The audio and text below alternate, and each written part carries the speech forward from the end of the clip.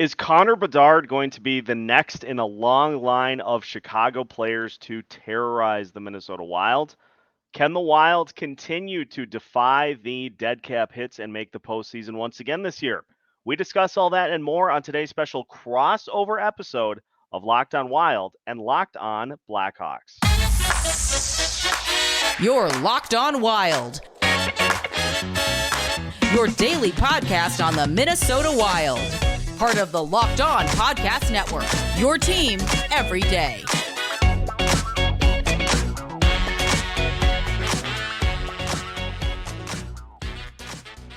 What is up, everybody? Welcome into a special crossover episode of Locked on Wild and Locked on Blackhawks, part of the Locked On Podcast Network. We are your team every day. Thank you, as always, for making both Locked on Wild and Locked on Blackhawks your first listen each and every day. If you haven't already, take the time to subscribe on YouTube and your favorite podcast platforms so you don't miss out with the NHL season right around the corner on any new episodes or breaking news. Today's episode of Locked on Wild is brought to you by Jace Medical. Empower yourself when you purchase a Jace case, providing you with a personal supply of 5 antibiotics that treat 50-plus infections. Get yours today at jacemedical.com. That's J-A-S-E medical.com. I should say also Locked on Blackhawks. But hey, it's preseason for us too. We're getting into the swing of things. My name is Seth Topol, your host of Locked on Wild and your daily Minnesota Wild insider, joined by the host of Locked on Blackhawks, Jack Bushman, as we get closer to the start of the season. And Jack, as we were talking about before we hit record, optimism in Chicago around the hockey team after a couple of rough seasons. And I know from your perspective, that feels pretty good. Yeah, excited for the first time leading into the season for quite a while. And yeah, a lot of buzz around the Chicago Blackhawks, man. It's a thrilling time, and considering what else is going on with Chicago sports right now, there isn't a whole lot to be excited about. So believe it or not, if you would have told me a year ago that, just fast forward a year's time, the Blackhawks would have the best outlook of all the teams in the city, I would have said you're crazy. But here we are gearing up for Connor Bedard's rookie campaign. All eyes are going to be on him, of course. And yeah, couldn't be more excited for things to kick off in under 3 weeks now, I believe, is the start of the regular season. So looking forward to it as always, man. Let's dive in and talk about Bedard right away. For those that are not familiar with kind of how things work with these crossovers, we'll talk Chicago first, then Minnesota, and then Jack and I are both going to try to determine what the Central Division will look like at the end of the season. So let's talk about the generational talent that landed in Chicago, that being Connor Bedard. What have you seen from Bedard so far, and what do you need to see from him throughout the course of his first season in the NHL?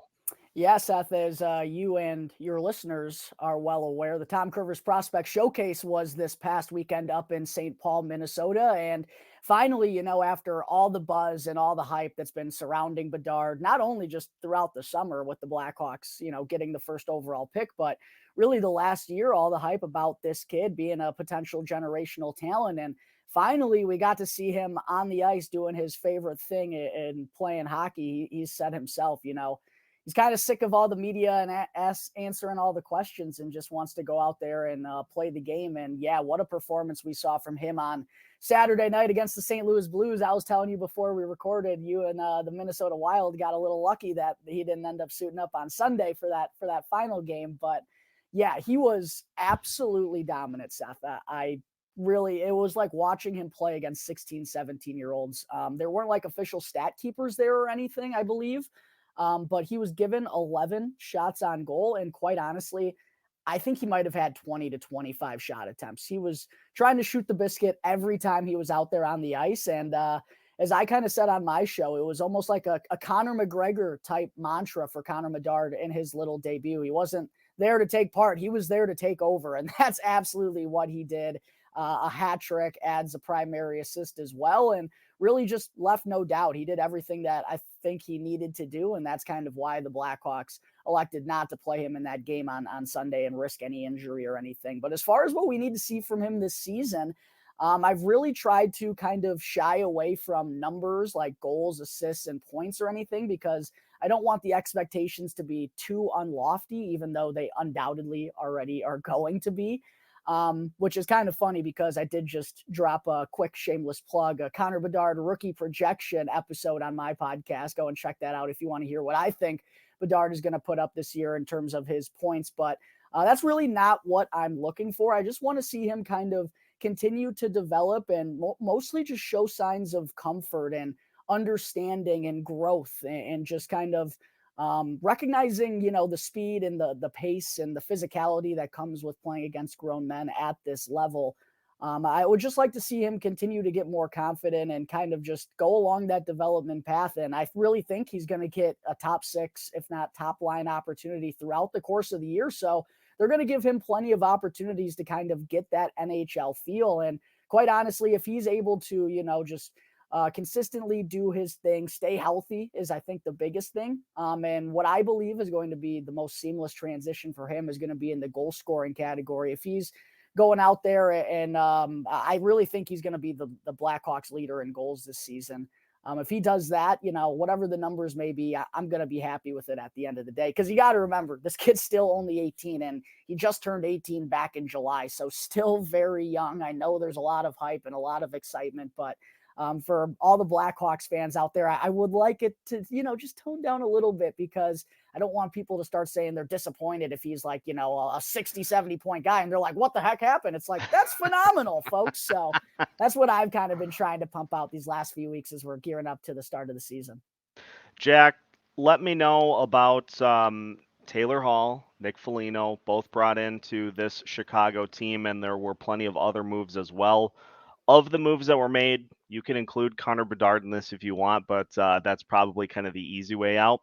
Which of the moves do you think is going to have the most impact on Chicago this season?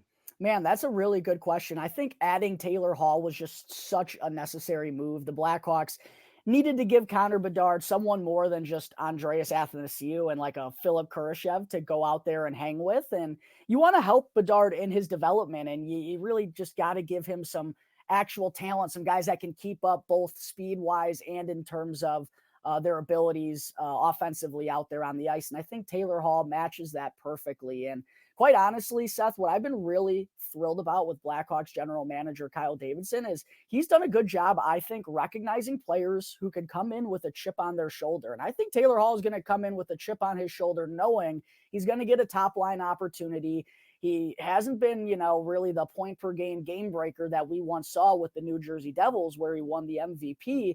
He's going to get such a good opportunity here in the Blackhawks to prove that he can still be a top line, top 6 forward in the NHL. I think that was a really huge ad for the Blackhawks. But I also think the combination of adding Nick Foligno and Corey Perry, I know Blackhawks fans were, absolutely ripping their hair out when they saw that we signed Corey Perry because it's a rivalry that goes back a long time. But I think those were both just really good, sneaky veteran ads that will come into this locker room, show this young group some good leadership. And also both guys are bigger and can provide some protection out there as well. And one thing that I want to add with Perry too is he was up in Montreal with Luke Richardson, who's the Blackhawks head coach, of course. And according to multiple sources, Luke Richardson had nothing but good things to say about Perry and aiding in the development of guys like Nick Suzuki and Cole Caulfield during his time up there. So I think that made sense for a multitude of different reasons. I don't think those guys are going to have the biggest roles on the ice, but you bet they're going to play meaningful roles off of it, helping show this new group, this new era of the Chicago Blackhawks, what it's like and what it takes to be an everyday NHLer, and guys who have been there and done that at every level, and most importantly, the postseason as well. So yeah, I think a lot of good ads by Kyle Davidson this year.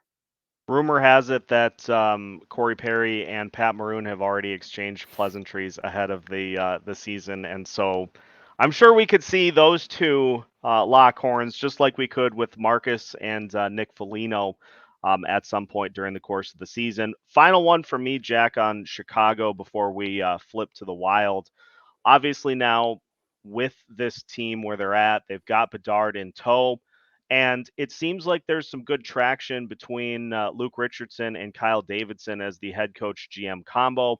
I mean, you had Davidson down in Nashville for the draft, just talking to random fans and just What being a like, "Yeah, beauty. What a I don't know beauty what that that guy guy's is. I don't know what that guy's doing." It's one of the most amazing videos I've seen of like a front office executive just blending in with people and just taking it fully in stride. So what is the next step? What does Chicago need to do this year to build another step on the building blocks that they're laying, the foundation they're laying? What do they need to do this year to further getting to where they want to ultimately get back to? Yeah, Kyle from Chicago broke the internet there for a little bit. What a scene that was in Nashville ahead of the draft, huh?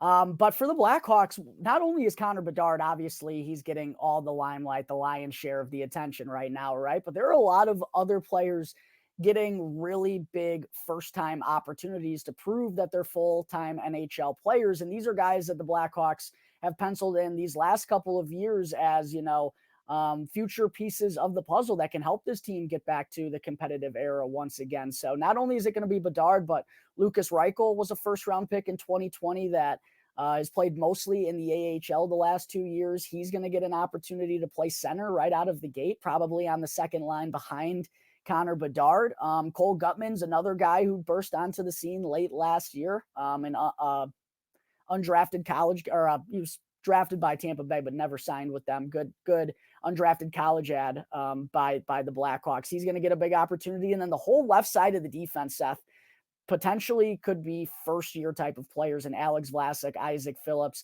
maybe Kevin Korchinski, who was the 7th overall pick in 2022, and Wyatt Kaiser as well. So quite honestly, it's kind of a runway type of year to see what these guys are made of. They're going to get real good experience at the highest level. And I think it's just another year where Kyle Davidson, this front office, the coaching staff can kind of understand where we're at, where we need to improve, and where we go from here. And that's why I think, with all this excitement that comes with Bedard, people might have some unrealistic expectations for this Blackhawks team. I understand it. It's an exciting team.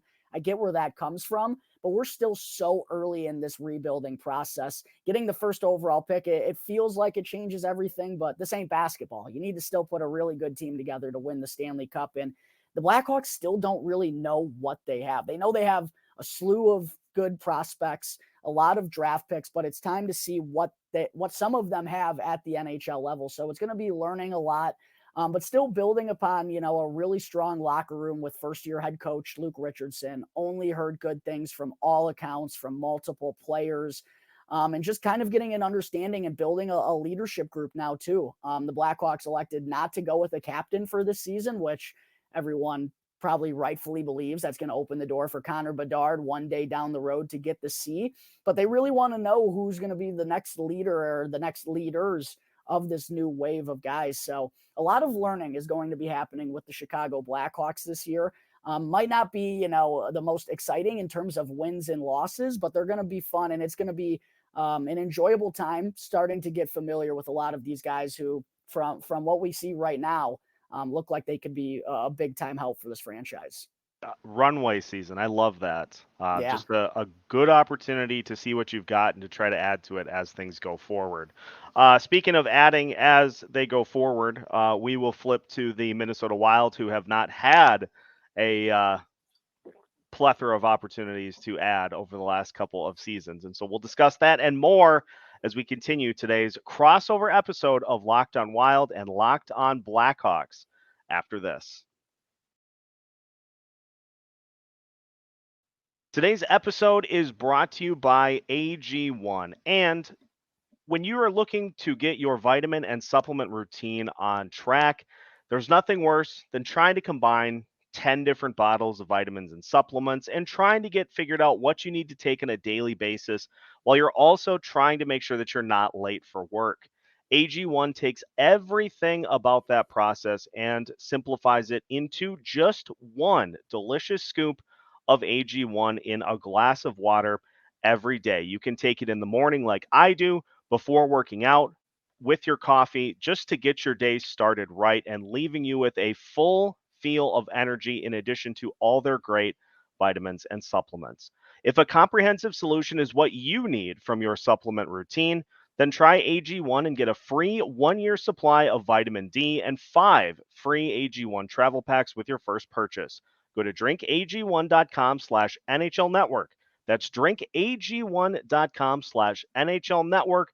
Check it out and start feeling your best today. Continuing today's special crossover edition of Locked on Wild and Locked on Blackhawks. Again, make sure you take the opportunity to subscribe on YouTube and your favorite podcast platforms.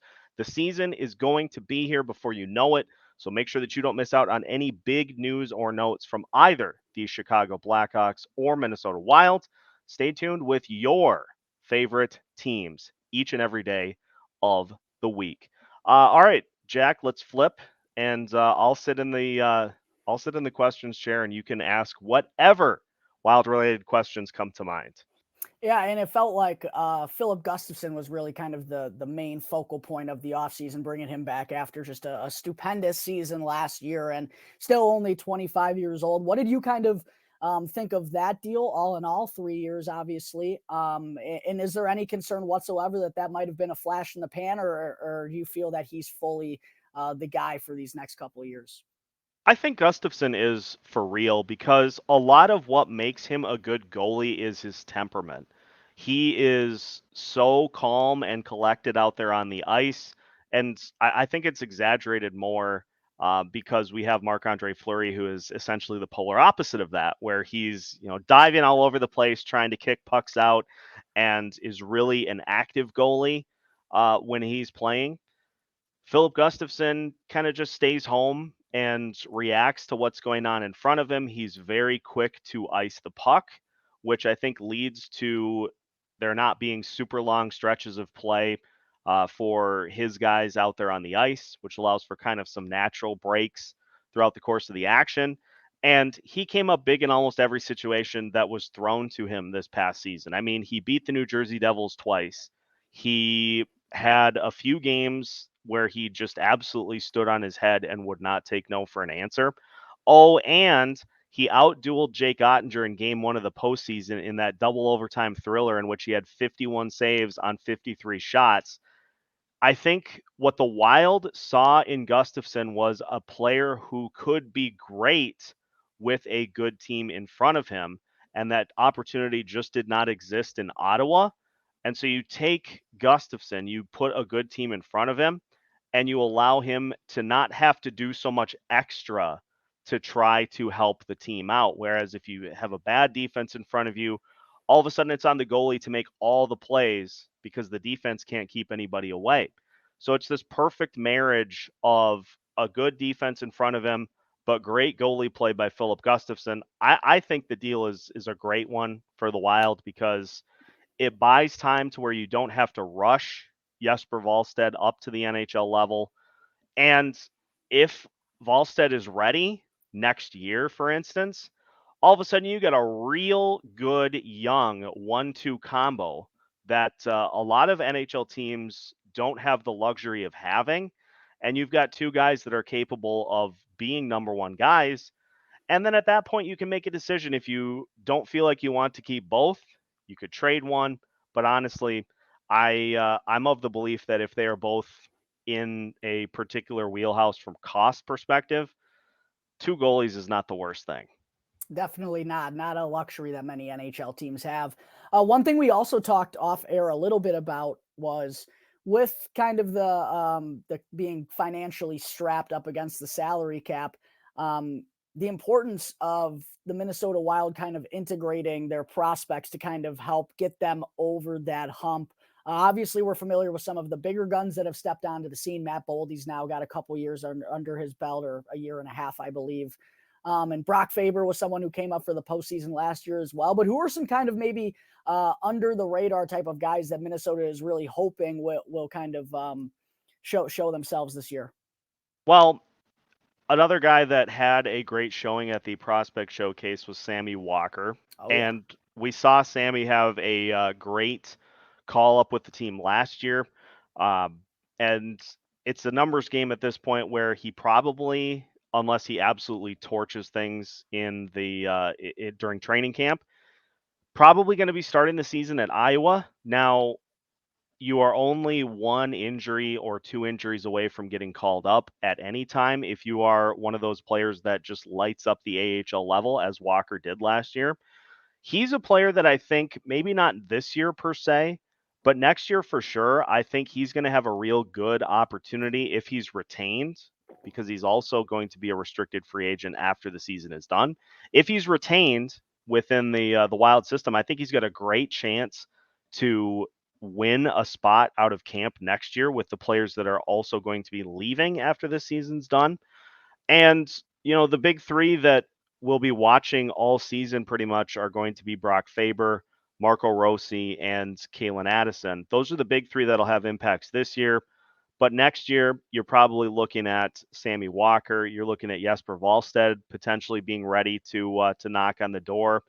And there is a group of three prospects in Europe right now: Liam Ugrin, Marat Hustendinov, and Danila Yurov, that are kind of the super group that are expected within the next couple of years to have a big impact at the NHL level.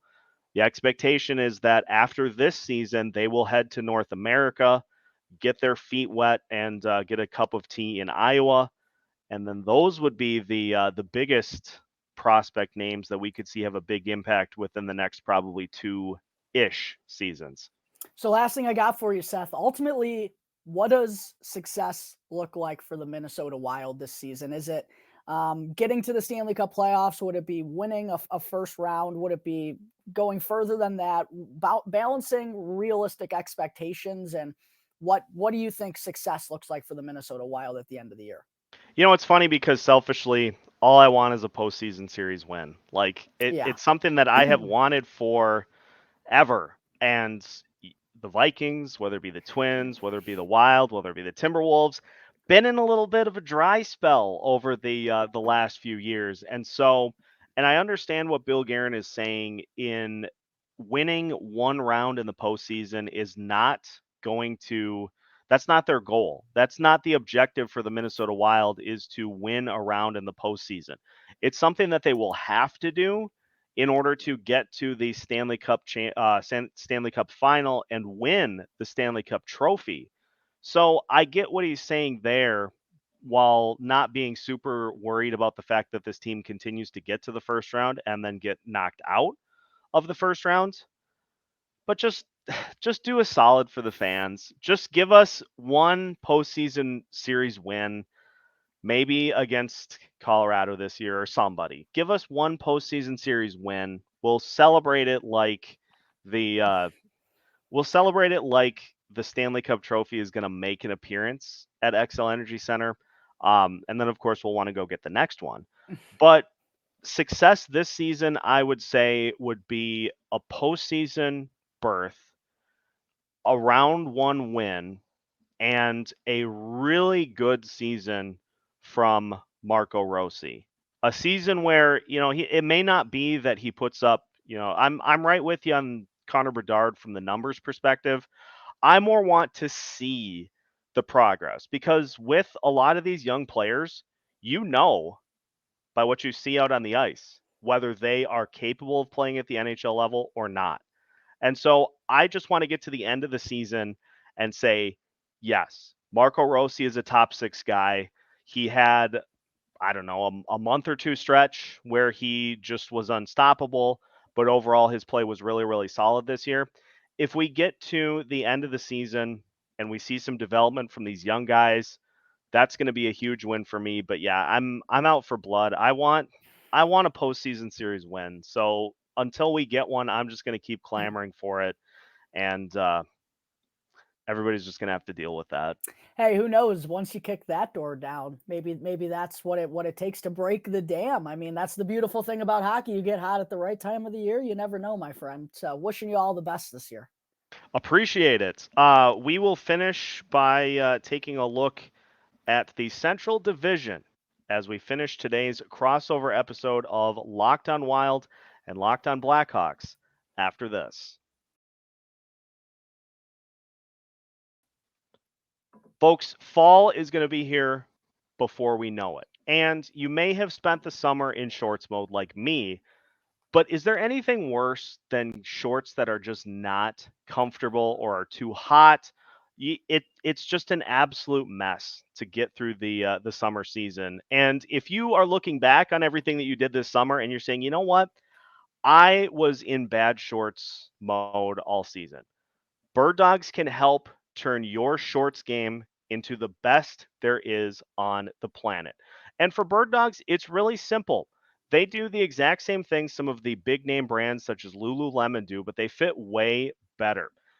Those shorts that are made of a stiff, restricting cotton are no more because Bird Dogs has invented cloud knit fabric that looks just like khaki but stretches so you get a way slimmer fit without having to sacrifice movement. And their anti-stink sweat wicking fabric keeps you cool and dry all day long.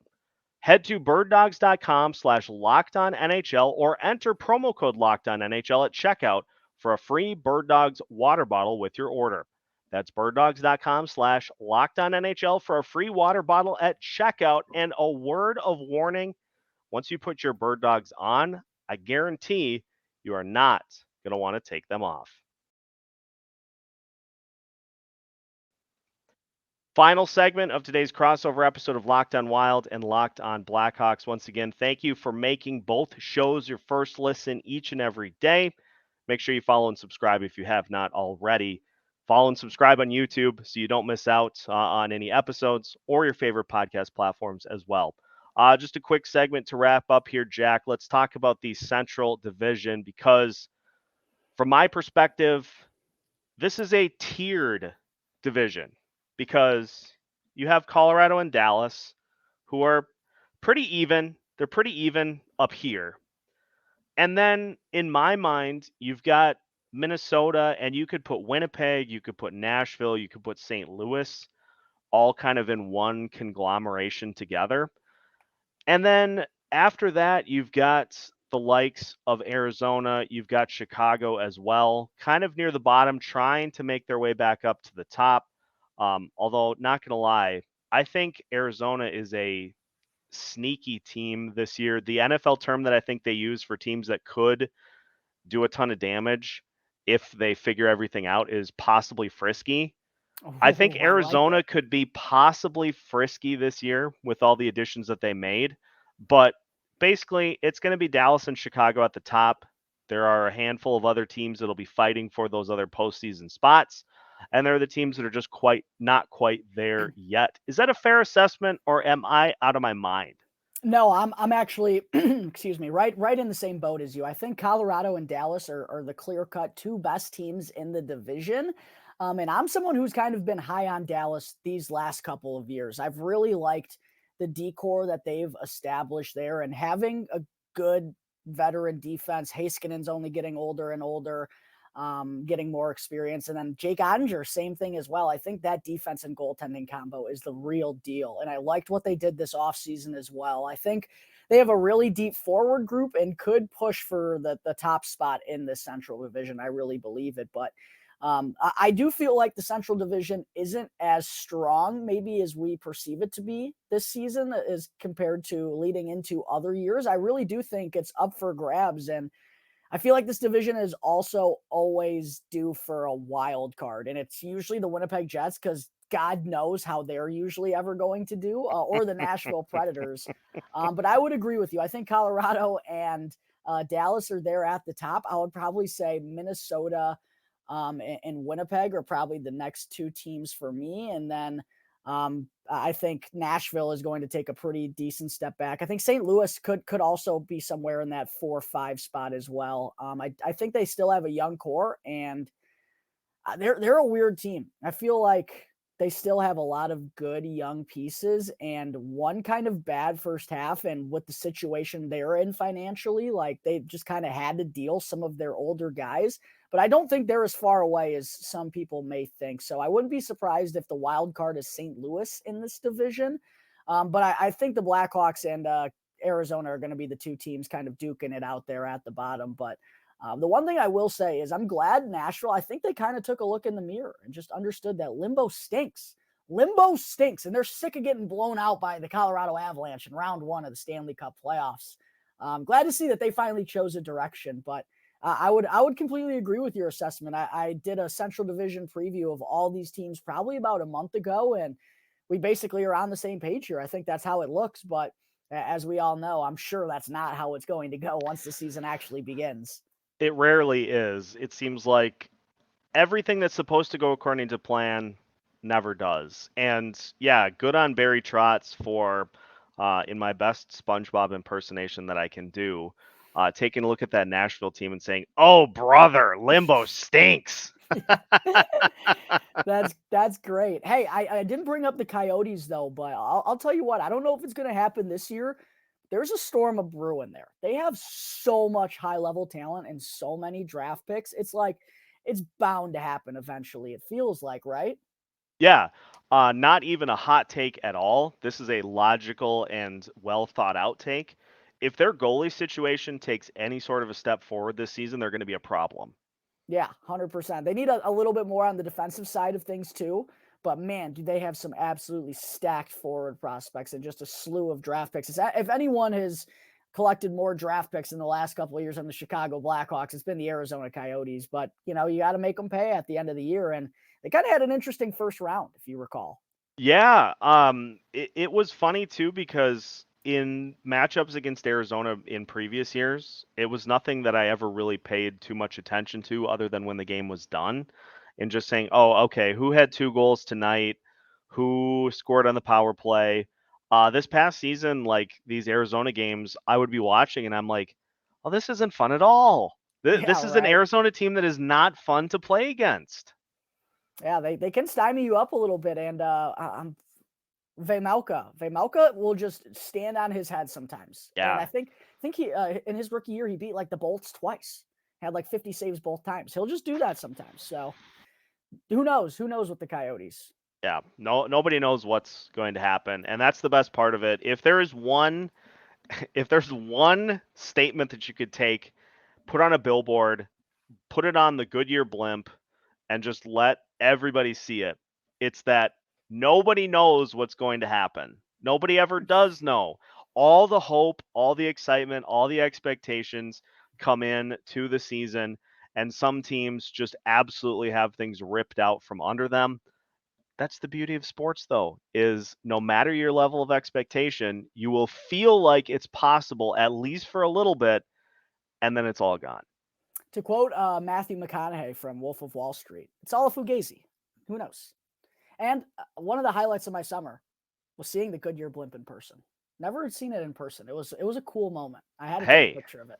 that is one of those memorable highlights, the flashbulb moments where you're like, Yes, hey. So then anytime you're with people and you just see it around, you point up and you say, I saw that thing up close. 100%. I know how that You works. always see the video from it on Sunday Football, but you Oh never yeah. actually see it in person. No, the inner workings of the Goodyear blimp. That'd be a great 30 for 30. So ESPN, you can have that for free. Get on it. Wow, you're a generous man. I do what I can. I'm all about helping people out, and so I'll just leave it at that. We'll see how things play out, and of course, we will be checking back in with Jack as we get closer to the NHL season and to during. So make sure that you follow along with Locked On Blackhawks all season long, as well as Locked On Wild. Nobody covers the Chicago Blackhawks or the Minnesota Wild better. So make sure that you don't miss out on any new episodes or any breaking news happening all season long. You can find both shows with new episodes every Monday through Friday as part of the Locked On Podcast Network.